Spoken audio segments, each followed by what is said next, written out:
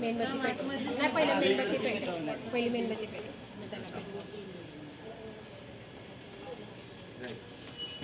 बरोबर हवा यायला हवा भरपूर आहे. एक जरी राहिली तरी ठीक आहे. मग इथंच पेटव ना. हे काय ते आहे ना. आणि म्हणाले तिच्या बाजूला बस.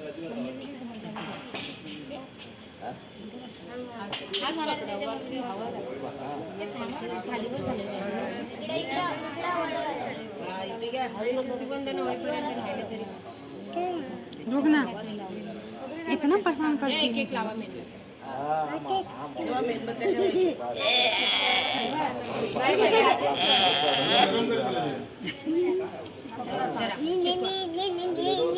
इधर हट बे अभी मारेगी आंटी अभी खाली पण थोडी गरम करा. आपले छत्रपती शिवाजी महाराज यांच्या प्रतिमेला हार घालावा.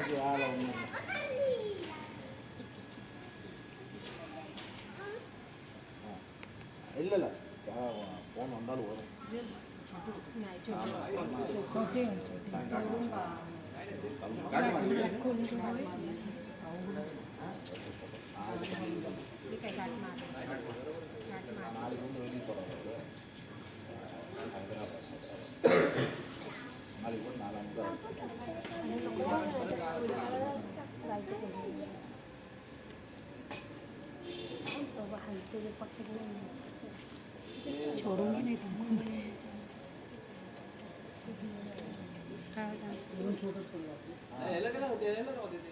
त्याला हे करा ना, हुकला लावा. नाही तर हुकला अडकवा भाऊ फक्त. हे काय नाही, पूर्ण चेहऱ्यामध्ये आपण नंतर खालीच ठेवू. छत्रपती शिवाजी महाराज की जय. छत्रपती शिवाजी महाराज की जय. त्यानंतर क्रांतीसूर्य ज्योतिबा फुले यांच्या प्रतिमेला मावशी हार घालतील. मावशी जाओ या तुम्ही जाओ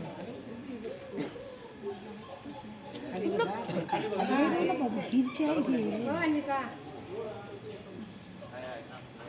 आहे बरोबर आहे हे पण लहानच आहे त्याने ते लहानच आहे लहानच नाट आहे मारली. खूप लहान आहे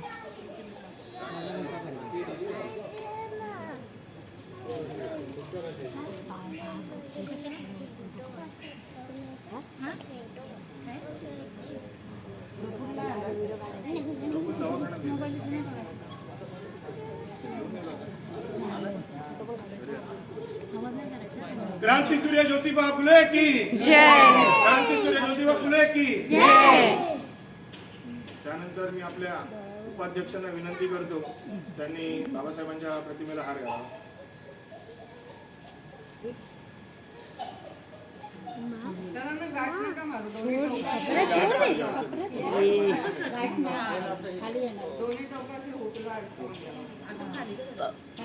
अभी हो गया ना आज लास्ट आज के बाद से फिर मैं कभी आपको लेके आने वाली नहीं घूमून गेले तर नाही, नाही, नाही.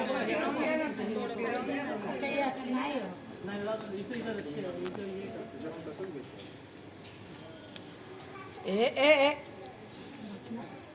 पाटी भारतीय घटनेचे शिल्पकार परमपूज्य डॉक्टर बाबासाहेब आंबेडकरांचा डॉक्टर बाबासाहेब आंबेडकरांचा त्यानंतर मी दमने भाऊंना विनंती करतो की त्यांनी बाबासाहेबांबद्दल 2 शब्द आपल्या सर्वांना सांगावे. शेवटी घ्या.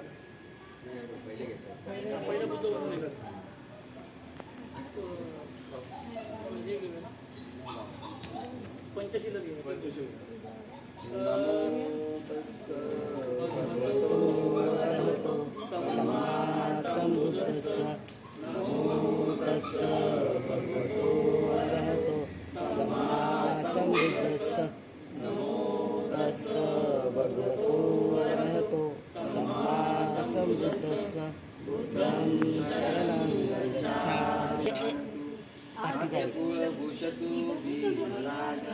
सकल विद्यापती ज्ञान सत्संगती शास्त्र शासनमती बुद्धी पंकजा नर्वदा जनोद्धारा भगवंता मुचा करा भक्तकार चौदार संगरी शास्त्र तरिका करी कापला योनी गौरूपा मुक्तिपथ गोळका निर्णसुती जाळका उदयला गतिका मार्ग साधा पहिलं तर सांगू इच्छितो की हे तिन्ही महापुरुष आणि इतरही महापुरुष यांनी कधीही कोणत्याही ठराविक जाती किंवा वर्गासाठी काम केलेलं नाही आहे. समस्त मानव जातीसाठी काम केलेलं आहे. छत्रपती शिवाजी महाराजांबद्दल एक छोटासा किस्सा सांगायचा राहिलं तर स्वतः छत्रपती शिवाजी महाराज कोणत्याही जाती धर्माला मानत नव्हते, कोणत्याही म्हणजे कोणत्याच ह्याला भेदभाव करत नव्हते. स्वतः एक किस्सा आहे की ते शेतकऱ्याच्या शेतामध्ये जमिनीवर बसून शेतकऱ्यासोबत त्यांनी जेवण केलेलं आहे. एवढं त्यांनी समता आणि समभाव त्यांनी फॉलो केलेला आहे. त्यांचेच अनुकरण किंवा त्यांनाच फॉलो करत महात्मा ज्योतिबा फुले यांनी सुद्धा जातीभेदाचा तिरस्कार करत त्यांनी सर्वप्रथम स्त्री शिक्षणाला सर्वात जास्त महत्त्व दिलं आणि त्यांनी सुरुवात त्यांच्या घरातून त्यांच्या पत्नीपासून केली. त्यांच्यानंतर त्यांचाच ह्या दोघांचा वारसा पुढे नेत डॉक्टर बाबासाहेब आंबेडकरांनी स्त्री शिक्षण बोलू नका किंवा जातीभेद बोलू नका किंवा बाकी इतर ज्या पण जे काही आरक्षण असो किंवा मतदानाचा अधिकार असो अशा बहुतेक सवलती आणि सोयी आपल्याला उपलब्ध करून दिलेल्या आहेत, ज्याच्यामुळे आज आपण एकदम सुखकर आयुष्य जीवन जगत आहे. तर या तिन्ही महापुरुषांना आपण सर्वांनी एकत्र अभिवादन करूया.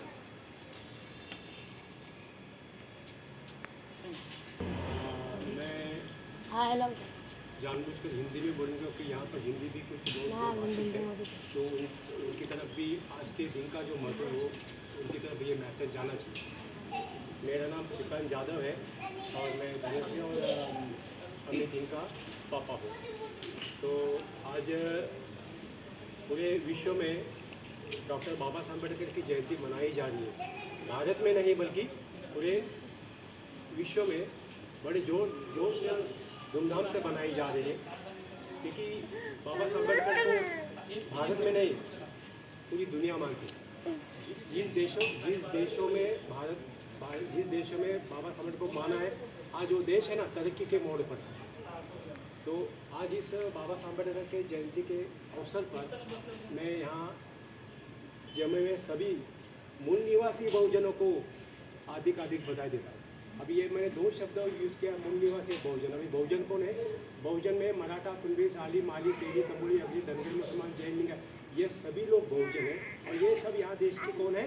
मूल निवासी. हम लोग मूल निवासी. ये देश हमारा है और ये देश हम शासक थे, हमने चलाया.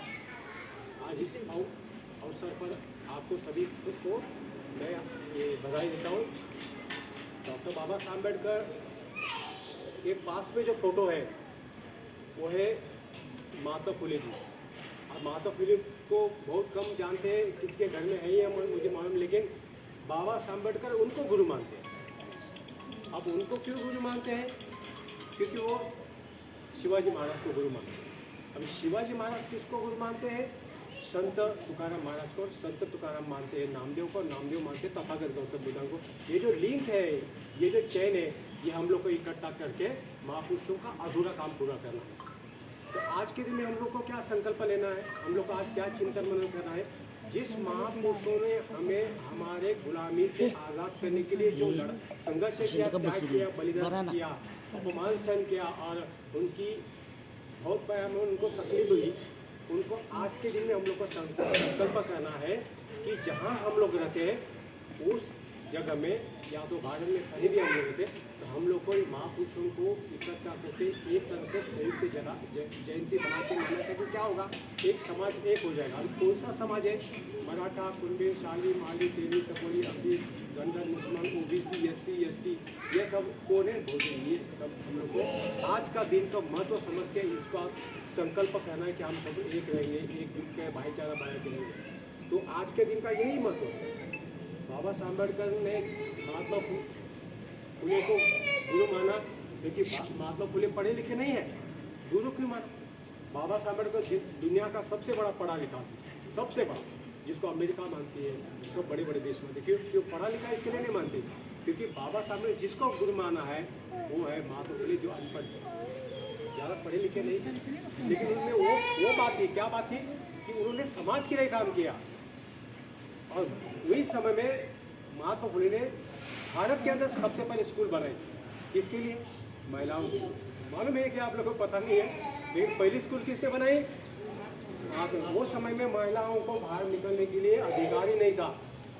तुम्हारा चूल समझते हो जो क्या बोलते तुम? चूल्हा और बच्चे, इसके अलावा कहीं जाने का नहीं है। और महिलाओं को किधर भी किसी के साथ में बाहर घूमने का अधिकार है। जो पहला स्कूल चालू किया तो इसकी वजह पहले स्कूल में 5 जन थे, 5 जन थे, आते रहे थे। क्योंकि उस समय में कुछ समाज में कुछ ऐसे लोग थे मनुवादी जो बच्चों को और महिलाओं को बाहर नहीं छोड़े थे। लेकिन महात्मा फुले ने क्या कि चालू किया। कितनी बड़ी डेयरिंग है उस समय का समय बोलेंगे तो बहुत डेंजर था। अस्पृश्यता थी, जातिवाद था, है ना? आपको पता होगा, आपको स्टडी अभ्यास करो, ये था उस टाइम में। लेकिन महात्मा फुले ने उसकी अपने पहले मिसेस को बोला चल तू जा, स्कूल चालू किया। वो जाती थी। ये क्या करते, समाज के जो कंटक के जो बदमाश लोग क्या करते, उनके आग के ऊपर गोबर फेंकते थे। गोबर समझते हो? और वो जो बर्तन बांधने का और गंदा पानी को बेचते थे। लेकिन सावित्रीबाई क्या करती थी? एक्स्ट्रा साड़ी लेके जाती थी। क्या कहती थी? साड़ी के उधर जाके बदली करती थी। लेकिन सावित्रीबाई महात्मा फुले बोली कि अगर तुमको खुद को और अपने समाज को, देश के सभी लोगों को इसको गुलामी से नष्ट करना है तो पहले आपको सुशिक्षित बनना पड़ेगा। तो उसने क्या किया? स्कूल चालू किया। स्कूल की वजह से क्या हुआ? महिला सुशिक्षित हुई। अभी मार खाई, आज के दिन में जो महिला है वो सिर्फ महात्मा फुले और सावित्रीबाई की वजह से। आप लोगों को शायद कोई पढ़ाता नहीं है स्कूल में, कहीं भी आपको। लेकिन आज जो महिला है ना, डॉक्टर, इंजीनियर, प्राध्यापक, शिक्षक, सभी जो है आज के दिन में, हीरोइन बोलो, सब प्राध्यापक, शिक्षक, पुलिस इंस्पेक्टर बोलो, ड्राइवर चालक बोलो, ये हवाई जहाज चालक, सब किसकी वजह से? सावित्री। अगर नहीं होती तो क्या होता? आज हम किसी के इसमें गुलाम होते थे। इतने बड़े। उसके बाद में महात्मा फुले ने इतना बड़ा काम किया, उन्हें समाज को सुधारने का काम किया। लेकिन उनको ये कहाँ से मिला? फुलवाड़ी भूषण बहुजन प्रतिपालक छत्रपति शिवाजी महाराज की तरफ से मिला। क्यों? क्योंकि उन्होंने क्या किया वो टाइम में 12 बलुचिस्तान और पकड़ जातियों को इकट्ठा। लेकिन शिवाजी महाराज के टाइम में जातियाँ नहीं थी। और ये बताए ना, जाता नहीं थी। इसका मतलब कितना सुकून और अच्छे दिन हो गए। छत्रपति शिवाजी महाराज की वजह से देश में एक स्वराज्य निर्माण हुआ, जिसकी वजह से हम आज़ाद हो गए। और शिवाजी महाराज के काम में, स्वराज्य में ज़्यादा से ज़्यादा उनके मुसलमान लोग थे। मुसलमान लोग को साथ में लेकर काम करते थे। उसमें सभी जात के लोग थे, मराठा, कुंबे, सादी, माली, तेली, तमोरी, अगरत, धनगर, मुसलमान, सोनागर सब थे। तो ये उनको गुरु मानते। ये जो गुरु की जो परंपरा है, ये गुरु की परंपरा की वजह से हम लोग इस तरह से फोटो लगाना। तो आज इस मौके पर हम आपको यही संदेश देते हैं कि हम लोग को कभी भी इकट्ठा या महापुरुष का संदेश देके, उनका मैसेज देके, उनका त्याग देके हम लोग को चलना है। इस सोसाइटी में हम लोग सभी साथ के सभी जब धर्म के लोग रहते हैं, सुख से रहते हैं, आनंद से रहते हैं। बहुत अच्छी और गर्व की बात है। मुझे बहुत प्राउड महसूस हुआ कि यहाँ एक ही कास्ट के सभी कास्ट के लोग हैं। तो इसी तरह से हर साल में हम लोग को संयुक्त जयंती बना के तौर पर हम लोग को काम करना है। और फिर एक बार आपने मेरी बात सुनी, इसके लिए बहुत बहुत धन्यवाद। और ये अच्छे मौके पर डॉक्टर बाबा साहब अम्बेडकर की जयंती के तौर पर हम आपको बधाई देते हैं। और इस तरह से आपको खुश धन्यवाद।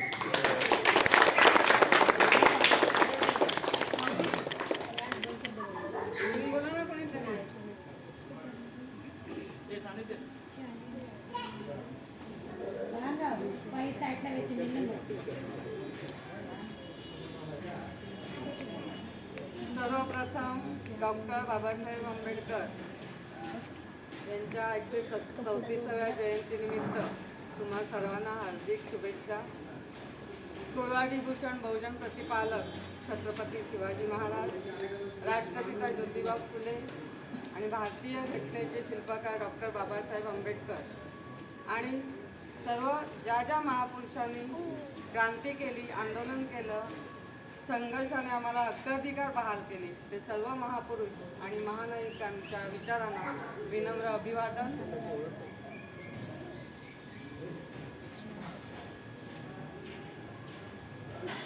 आज आपण भारतीय घटनेचे शिल्पकार डॉक्टर बाबासाहेब आंबेडकर यांच्या जयंतीनिमित्ताने इथे उपस्थित आहोत। मगाशीच माझे मिस्टर श्रीकांत जाधव यांनी सांगितले की ज्योतिबा फुलेंनी छत्रपती शिवाजी महाराजांना गुरु मानलं, बाबासाहेबांनी ज्योतिबा फुलेंना गुरु मानलं. मराठी समझता है ना सबको, क्योंकि ज़्यादा हिंदी बोलने का मुझे प्रैक्टिस नहीं है. तो जयंती आपण साजरी दरवर्षी केली, प्रत्येक महापुरुषाची जयंती आपण साजरी केली पाहिजे. कारण छत्रपती शिवाजी महाराजांनी पण जातीभेद केला नाही. पुढे करा. त्यांचे जे त्यांच्या स्वराज्यामध्ये त्यांचे दलामध्ये 18 पगड जाती, त्या काळात ते होतं 18 पगड जाती आणि अलुतेदार बलुतेदार पद्धती होती. अशा सगळ्या लोकांना एकत्र घेऊन त्यांनी स्वराज्य निर्मितीचं कार्य केलेलं आहे. इवन मुसलमानही त्यांच्या स्वराज्यामध्ये होते. त्यांचा जो वकील होता तो मुस्लिम होता, चित्रकार करणारे होते. असे 12 मुस्लिम त्यांच्या स्वराज्याच्या कमिटीमध्ये होते. म्हणजे त्यांनी जातीभेद केला नाही. महात्मा ज्योतिबा फुलेंनी जातीभेद केला नाही. त्यांनी शिक्षणाचं जे अज्ञान आहे किंवा चांगली गोष्ट आहे ही मला कळत नव्हतं माणसाला. मग ते का कळत नाही तर ज्ञानाचा अभाव असल्यामुळे, म्हणून त्यांनी शिक्षण शिकवण्यासाठी सुरुवात केलं. स्वतः कार्य हातात घेतलं शिक्षणाचं आणि महिलांना शिकवण्यासाठी सावित्रीबाई फुलेंना त्यांनी पुढे केलं. त्यांना स्वतः शिकवलं. शेतीचं काम करता करता झाडाची काडी घेऊन मातीवर त्यांनी अक्षरं शिकवली सावित्रीबाईंना आधी. आणि मग त्यांनी समाजातील स्त्रियांना, सर्व जातीच्या स्त्रियांना शिक्षण देण्यासाठी त्यांना तयार केलं. त्या काळात काही ट्रेनिंग सेंटर नव्हते, काही नव्हते. त्यांनी स्वतः शिकून सावित्रीबाईंना बाहेर काढलं. आणि सावित्रीबाईंमुळे आज आपल्याला इथे जो बसण्याचा, बोलण्याचा अधिकार आहे, लिहिण्याचा अधिकार आहे. आम्ही आज लिहितो. आज महिला आमच्या राष्ट्रपती झाल्या, डॉक्टर, वकील, इंजिनियर झाल्या. त्याचे सगळं आमच्या सावित्रीबाई फुले आणि महात्मा ज्योतिबा फुले यांचे आमच्यावर अतोनात उपकार आहे. आणि या सर्व महापुरुषांचा सगळ्यांच्या कार्याचा आढावा घेऊन अभ्यास करून डॉक्टर बाबासाहेब आंबेडकरांनी संविधान निर्माण केलं. कारण आम्हाला हक्क नव्हते ना, कायदेशीर हक्क नव्हते. मग त्यांनी संविधानाच्या माध्यमातून सगळ्यांना कायदेशीर हक्क दिले. आज महिला नोकरीला जात आहेत. तिथे पूर्वी महिलांना मॅटर्निटी लीव्ह मिळत नव्हती, बाळपणाची रजा नव्हती, काय नव्हती. ती मिळवून देण्याचं काम डॉक्टर बाबासाहेब आंबेडकरांनी केलंय. पूर्वी फार जाचकाठी होत्या. महिला विधवा झाली की तिला केस कापायचे, तिला म्हणजे असं कोणत्याही कार्यक्रमात बसण्याची परवानगी नव्हती. तर हिंदू कोड बिल लिहून महिलांना या जाचकाठीच्या मातीमधून मुक्त केलेलं आहे. डॉक्टर बाबासाहेब आंबेडकरांचे आमच्या समस्त महिलांवर खूप मोठे उपकार आहेत. त्यांनी कोणत्या एका जातीपुरतं काम केलेलं नाही. त्यांनी पण पूर्ण बहुजन समाजासाठी काम केलेलं आहे. महापुरुषांनी कधीच फक्त आपण म्हणजे आपल्याकडे ज्ञानाचा अभाव असल्यामुळे महापुरुषांना जातीमध्ये विभागण्यात आलं. पण आता आपण जी सुशिक्षित पिढी आहोत त्यांनी महापुरुषांचा खरा इतिहास जाणून घेऊन त्या महापुरुषांना सगळ्यांना इतिहास सांगून सगळ्यांनी आपण एकत्र येऊन हे काम केलं पाहिजे आणि महापुरुषांचा वारसा हा पुढे चालू ठेवला पाहिजे. म्हणजे जो नागरिक या पृथ्वीतला जो नागरिक राहतो तो श्रीमंत असो या गरीब असो, संविधानामध्ये अशी तरतूद केलेली की त्यांना सगळ्यांना सारखं शिक्षण मिळालं पाहिजे. वकील असो, डॉक्टर असो, इंजिनियर असो, कोणी असो, श्रीमंत असो, त्याच्या सगळ्या मुलांना सारखं शिक्षण मिळालं पाहिजे अशी संविधानामध्ये तरतूद केलेली आहे.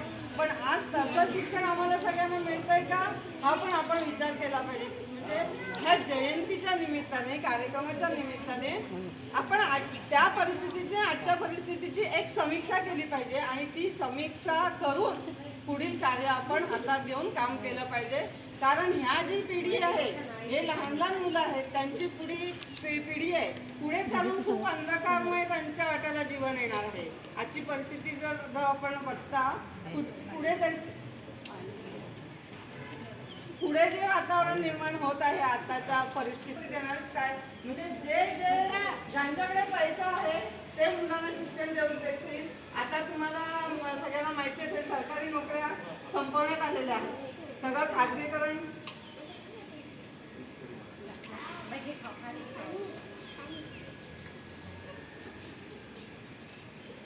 सगळीकडे खाजगीकरण झालेलं आहे, प्रायव्हेटायझेशन झालेलं आहे आणि आता ज्या सरकारी शाळा आहेत, जिल्हा परिषदेच्या शाळा आहेत असेल तर त्या शाळा बंद करण्यात आलेल्या आहेत. म्हणजे जे गोरगरीब आमचे बहुजन समाजातील मुलं शिकत होते त्यांनाही शिक्षणापासून वंचित केलं जातं. आजच्या परिस्थितीला ज्याच्याकडे पैसा आहे तो प्रायव्हेट शाळांमध्ये शिकवू शकेल. समजा 10वी पर्यंत शिकवू शकला, पुढे नाही शिकलं ती मुलं तिथपर्यंत रडतील.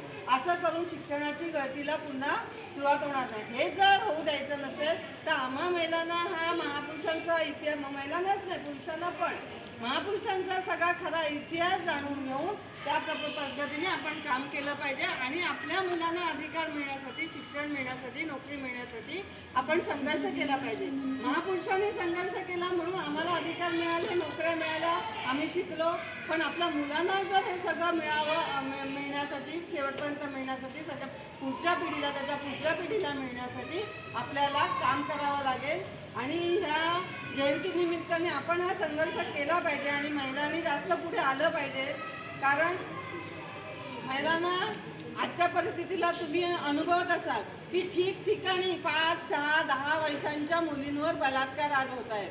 पण आजच्या परिस्थितीला आमचे प्रस्थापित जी व्यवस्था आहे, संसदेत बसलेले आमचे जे नेते आहेत, ही परिस्थिती आहे, ही रिअल परिस्थिती आहे. आज त्या परिस्थितीला कोणीही असं खंबीरपणे आवाज उठवत नाहीये आणि त्याला कठोर शासन केलं जात नाही. पण आज आमच्या जर मुलींना वाचवायचं असेल तर आम्ही महिलांनी ही व्यवस्था काय ते जाणून घेऊन एकत्र येऊन, जर आपल्या सोसायटीमध्ये एखाद्या महिलेवर अन्याय होत आहे त्याच्यासाठी एकत्र येऊन, ती कोणतीही जातीची असो, कोणत्याही धर्माची असो, एकत्र येऊन पुढाकार घेतला पाहिजे. आणि इथे जे मुख्य आहेत कोणी आमदार खासदार, त्यांच्या ऑफिसवर आपण गडाडा घातला पाहिजे. कारण ज्यांनी अन्याय केलाय त्याला कठोरात कठोर शिक्षा झालीच पाहिजे.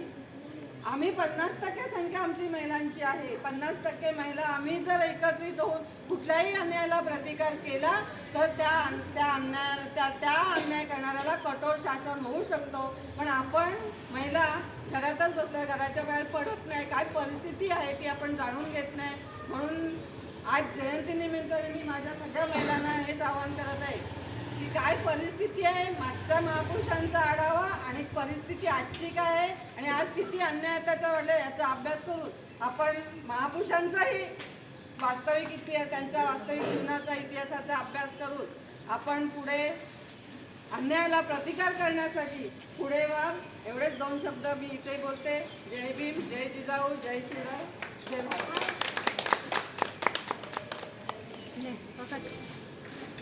बोला 2 शब्द.